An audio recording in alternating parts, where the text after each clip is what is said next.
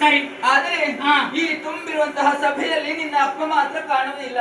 ಯಾಕೆ ಅಂತ ಗೊತ್ತಾಗ್ಲಿಲ್ಲ. ಇದಕ್ಕೊಂದು ಬಲವಾದ ಕಾರಣವೇ ಇದೆ. ಹೇಗಮ್ಮ ಅದು? ಆ ವಿಚಾರವನ್ನು ನಾನು ನಿನಗೆ ತಿಳಿಸಿದೆ ಅಂತ ಆದ್ರೆ ನನ್ನ ಮಾತನ್ನಾಲಿಸಿದಂತಹ ನೀನು ಸಿಟ್ಟುಕೊಡಬಾರದು. ಖಂಡಿತವಾಗ್ಲೂ ಇಲ್ಲ. ಅಯೋಧ್ಯೆಯ ಪಟ್ಟಾಭಿಷೇಕ ರಾಮನಾದಂತಹ ನಿನಗೆ ಎನ್ನುವ ಹಾಗೆ ತೀರ್ಮಾನವಾಗಿತ್ತು. ಈಗ ತೀರ್ಮಾನ ಬದಲಾಗಿ ಹೋಗಿದೆ. ಯಾವ ರೀತಿಯಲ್ಲಿ? ನನ್ನ ಮಗ ಭರತನಿಗೆ ಪಟ್ಟಾಭಿಷೇಕ, ನಿನಗೆ ವನವಾಸ ಎನ್ನುವ ಹಾಗೆ. ಸರಿ.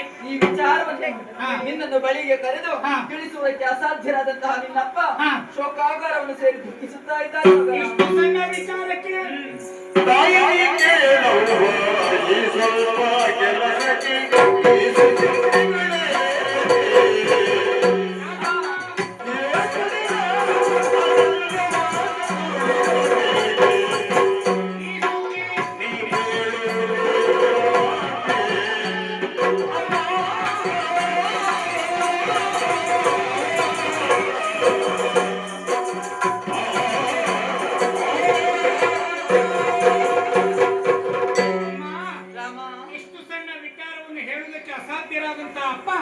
ಶೋಕಾಗಾರವನ್ನು ಸೇರಿಕೊಂಡವರಿದ್ದಾರೆ. ಹೌದು. ಅಪ್ಪನಾಡಿದಂತಹ ಕಾರ್ಯವನ್ನು ನಡೆಸಬೇಕಾದ ಮಗನಾಗಿ ನನ್ನ ಕರ್ತವ್ಯ ಅಲ್ವೇ? ಆದ್ರೆ ಒಂದು ವಿಚಾರ ಏನು? ಕಾಡನ್ನು ಸೇರಿಕೊಂಡಂತಹ ನಾನು ಶಾಶ್ವತವಾಗಿ ಕಾಡಲ್ಲಿರ್ಬೇಕೆ ಅಥವಾ ಅಯೋಧ್ಯೆಯನ್ನು ಸೇರಿಕೊಳ್ಳುವಂತ ಯೋಗ ಭಾಗ್ಯವೇನಾದ್ರೂ ಇದೆಯಮ್ಮ? 7 ವರ್ಷ ಅಂದ್ರೆ 14 ವರ್ಷ ಕಾನನವಾಸವನ್ನು ಮುಗಿಸಿ ಮತ್ತೆ ಬೇಕಿದ್ರೆ ಅಯೋಧ್ಯೆಯನ್ನು ಬಂದು ಶಿರೋಧಾರಿ ಹೋಗಿ ಬರ್ತೀನಿ.